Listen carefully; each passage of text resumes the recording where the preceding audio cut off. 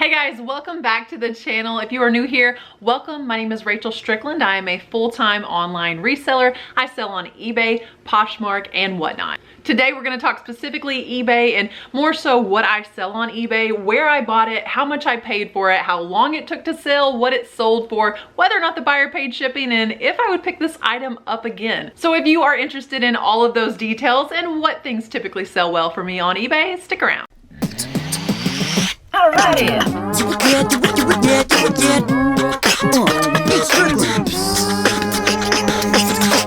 We're gonna get straight to the items that sold today, starting off with this VHS. Now, I don't recommend you pick up every VHS that you see. My local thrift store actually sells VHS for 10 cents a piece, and I pass up plenty. That being said, there are a few titles or a few conditions where I would definitely look twice or definitely pick up a VHS. There are definitely some noteworthy titles, but let's discuss this one first, and then I'll give you guys a few of my VHS tips. My husband and I looked through about 5 Gaylords, I feel like, full of VHS, and I picked this up because it's Star Wars, it is sealed. The only thing that could have made it better would it be the English version. I went ahead and picked it up because I think I paid 10 or 20 cents for this at that particular thrift store, and I thought, you know, it's a Spanish copy, and so it could be worth even more money. I had this listed for $30 with free shipping, and I had it listed for quite a while. That price had been reduced and reduced and reduced. I eventually took a best offer and sold this Spanish copy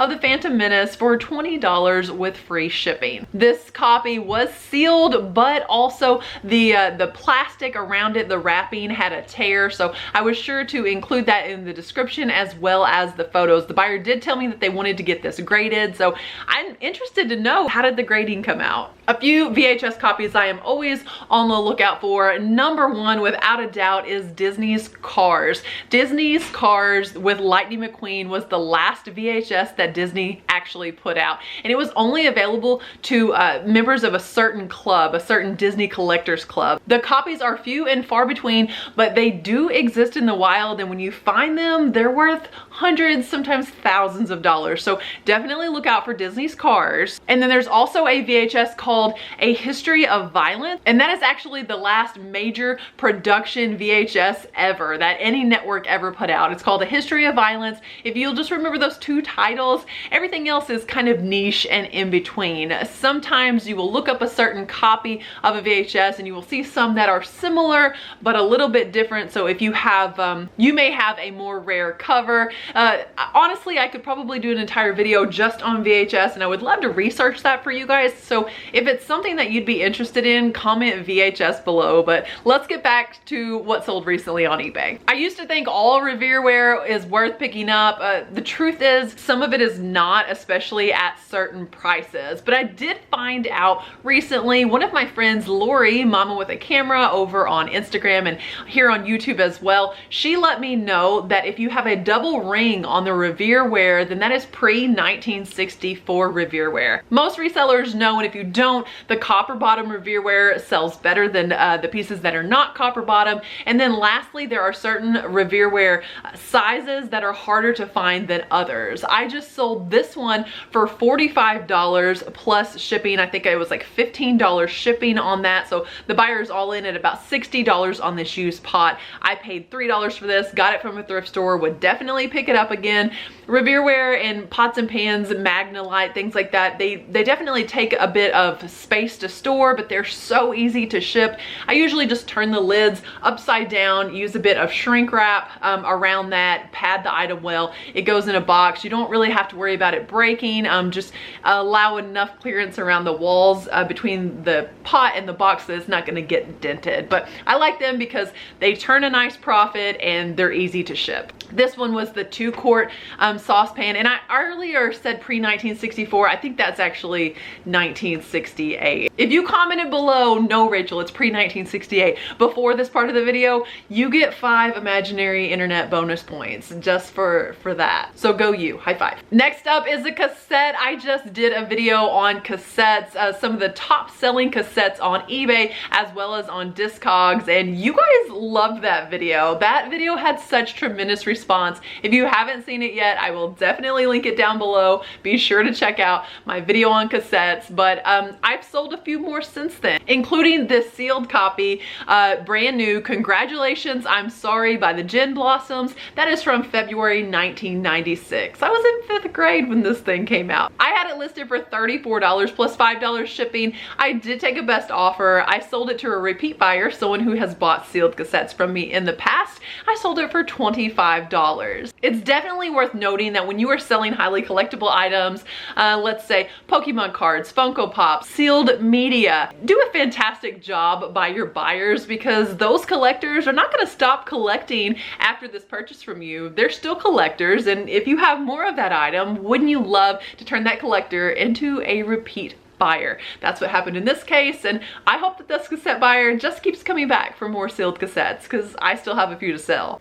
I have been doing a fantastic job of liquidating, especially women's contemporary clothing, something that I'm phasing out of my eBay store a bit more. And I've been selling those things over on Whatnot. But before I could get through the scarves and sell my women's contemporary scarves, this one sold for $9 with free shipping. There is not a huge profit to be made there, but I once researched a video about whether or not the cheaper sales are worth it. And then that particular month that I researched that video, cheaper sales made up over half of my overall sales. So it may seem like a drop in the bucket, but I definitely don't want to be someone that is just bringing you $100 plus and $700 sales when that's not typically my norm. I sell a lot of stuff under the average price that people pay on eBay, which, did you know, is about $30.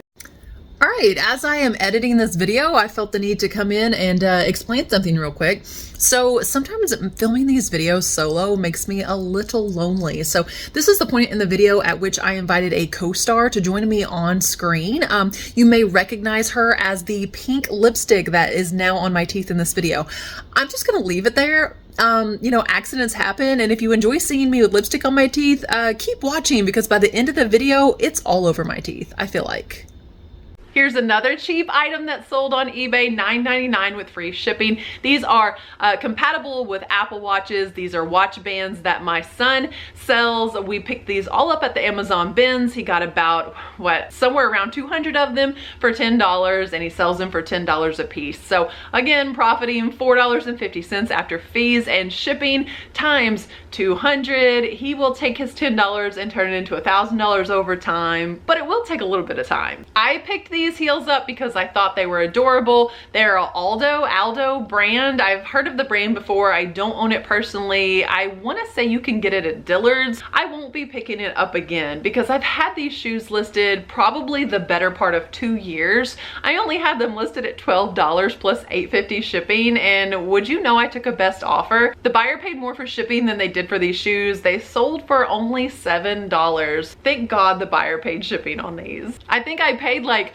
$4 for them, so I pretty well broke even on these, but I did learn a lesson not to pick these shoes up again. I'm telling you, don't pick these shoes up. Here's a great brand of shoes though, Cole Haan. I really like these men's shoes. Now, one thing about Cole Haan is a lot of times they will use a Nike Air sole. And did you know you're not allowed to write in the title Nike Cole Haan? You can't have two brand names like that. These Cole Haan shoes were all leather, black, brown, size 8 men's casual sneakers. I used the keywords tennis, shoes, luxury. And although I had them listed for $39 with $9 shipping, I again sent out offers and accepted a counter offer on these of $20 plus that $9 shipping. They were listed quite a while, so I was happy to sell a pair of used shoes on eBay for 20 bucks. Honestly, I feel like if you are happy to sell a pair of used shoes on eBay for $20, then reselling on eBay is for you, because the truth of the matter is, especially if you live in a small town like mine, that may be the sale that keeps you afloat. Those are the sales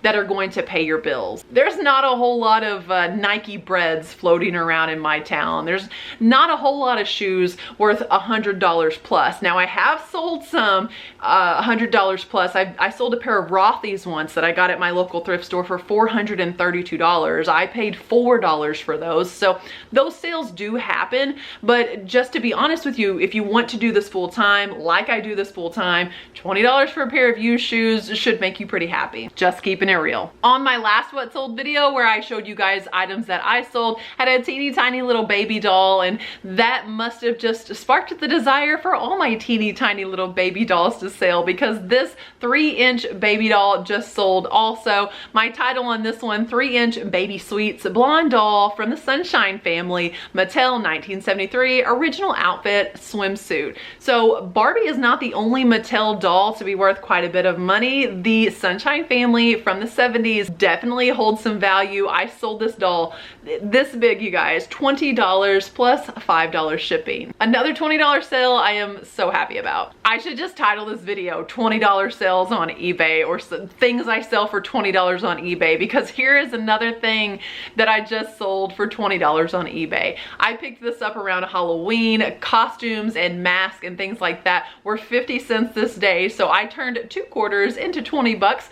But there was free shipping and fees on top of that, so probably got closer to about $12 out of my 2 quarters, but that's a pretty nice turnaround. One thing to note in the listing photo here, the very first one, you will see that this mask lights up, and I want that to be my cover photo. I want that glow to attract the buyer's attention, because in a sea of other Hulk masks that might not be lit up and turned on, I want mine to stand out. My keywords on this one, my title is Incredible Hulk 2008 Marvel Electronic Light Up Dress Up Cosplay Mask Costume. Fit all of the keywords that you can into those 80 characters that eBay gives you. Using the keywords that you can fit into the title as well as your item specifics is the best way to drive traffic to your listings, because buyers are searching for those keywords. So if you want to learn more about keywords, I definitely have some great videos here on the channel about keywords.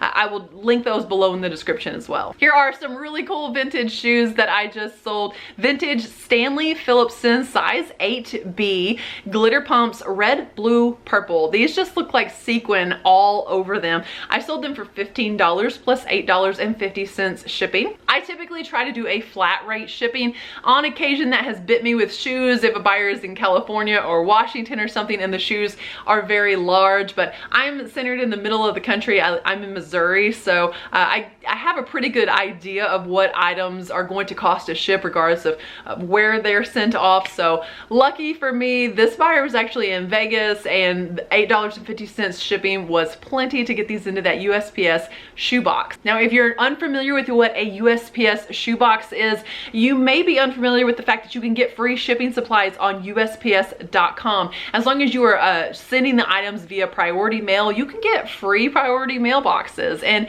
anyone is eligible for that. You don't even pay shipping, and the boxes can be delivered directly to your door. Check out USPS.com. This is not sponsored. I wish USPS would sponsor me. This is not sponsored. This is just good information for anyone looking to resell. Here is another sale of my son's. These are top loaders, Dragon Shield Matte White 100 card sleeve deck protector Pokemon Magic. So they're sleeves, not necessarily the top loaders. I think the top loaders are the hard plastic ones, and these are just card sleeves. So he got this in a fill a bag day sale where the entire IKEA bag is $10, so might have 10 cents wrapped up into these.